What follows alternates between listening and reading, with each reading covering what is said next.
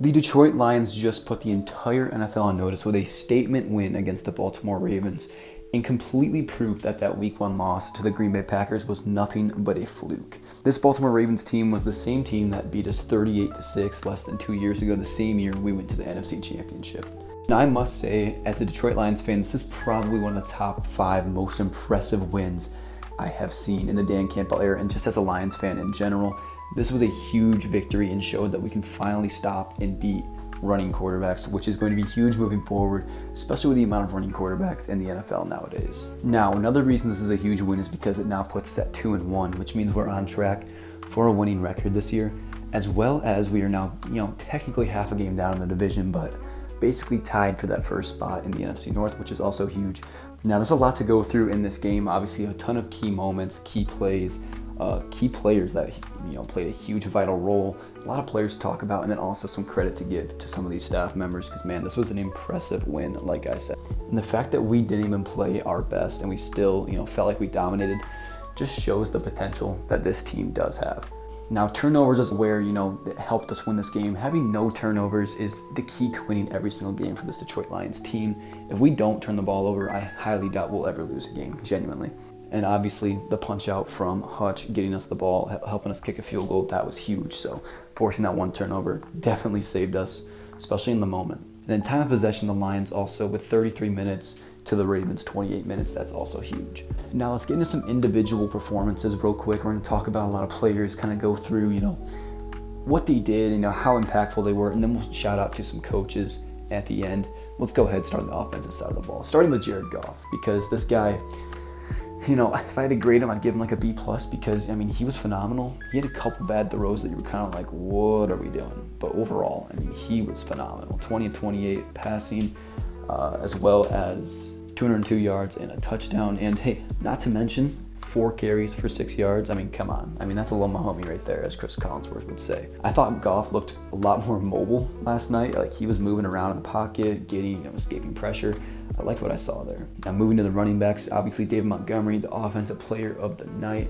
12 carries, 151 yards, 12.6 yards per carry, and 2 touchdowns. He was phenomenal. His best career game as a Lion, and probably just the best game of his career in general. I think that he broke his rushing yards record last night, so congrats to him. And that was a huge game. Gibbs, 22 carries for 67 yards, only averaging 3 yards a carry last night. He did not really have any big moments.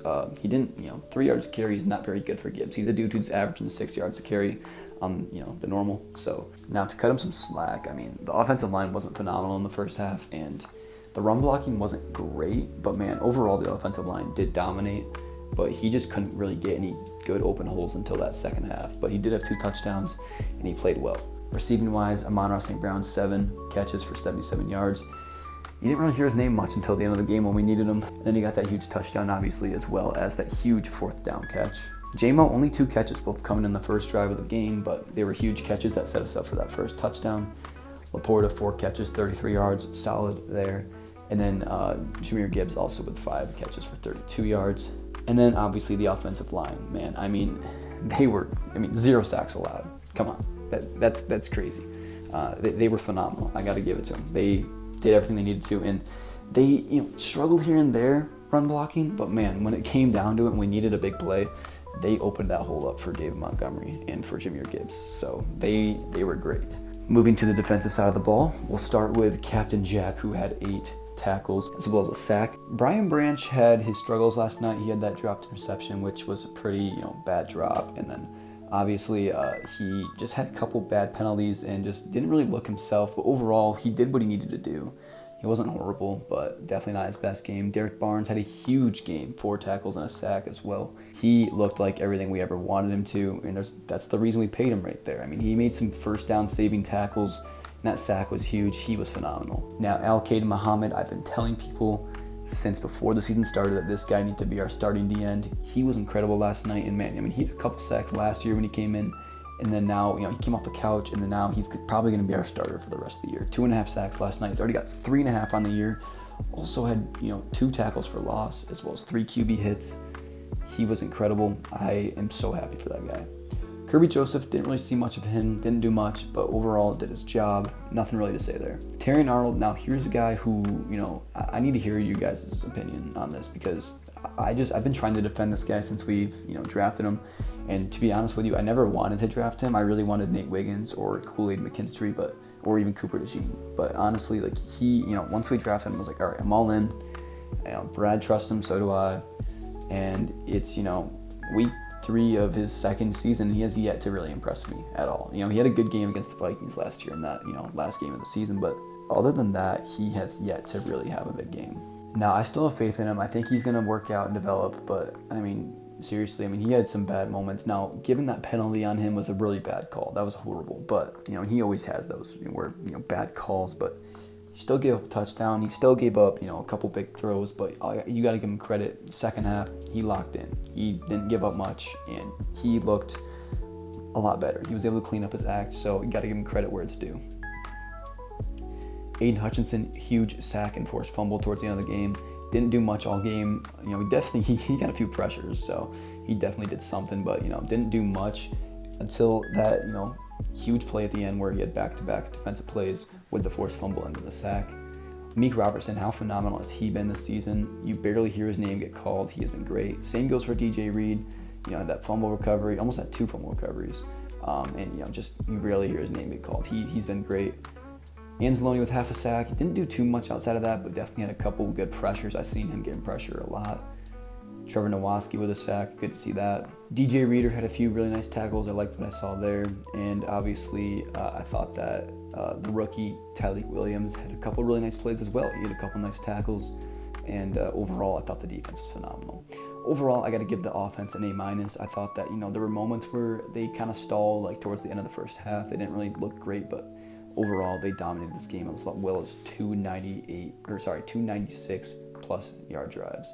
And then defensively, I was going to give them a B+, but I got to give them an A- because, technically we held them to 24 points up until that garbage time touchdown. And this is the first time I've ever seen us stop a running quarterback. So I got to give them an A- at least. But obviously, there was a couple bad moments. Can't give them an A or A+ because they did give up a couple touchdowns, had a few bad penalties. But overall, man, we fucking stopped Lamar Jackson. That's huge. Special teams had a couple bad moments. I haven't been too impressed with them. They need to get some stuff figured out there, but overall, they've been all right. All in all, man, an incredible performance, and you got to give the Lions credit. Overall, they dominated this game, and it looked like, the score should have been like 42-14. The refs, I thought the officiating was pretty bad. We had a couple drop picks and just a couple bad moments. Penalties were, not great. We could have played better. Let's go ahead and talk about those coordinators. John Morton, man, not even just since week 1, but since last season, the offensive play calling has looked so much better, has looked so much more just, dialed in and just like knowing what to do. Now there's a couple times where we ran the ball in like 2nd and 10, and I was kind of like, all right, what are we doing? But when we have 2 great, amazing running backs, I honestly have no issue with it at all. I can't question him for wanting to get them going. Overall, what a performance from John Morton. And then you go to the defensive side of the ball. Kelvin Shepard, I told people before the season started he was going to be the first Detroit Lions defensive coordinator to stop a running quarterback. And the first one we face, he does it. What a performance from him. He had these guys ready to go. I knew he would.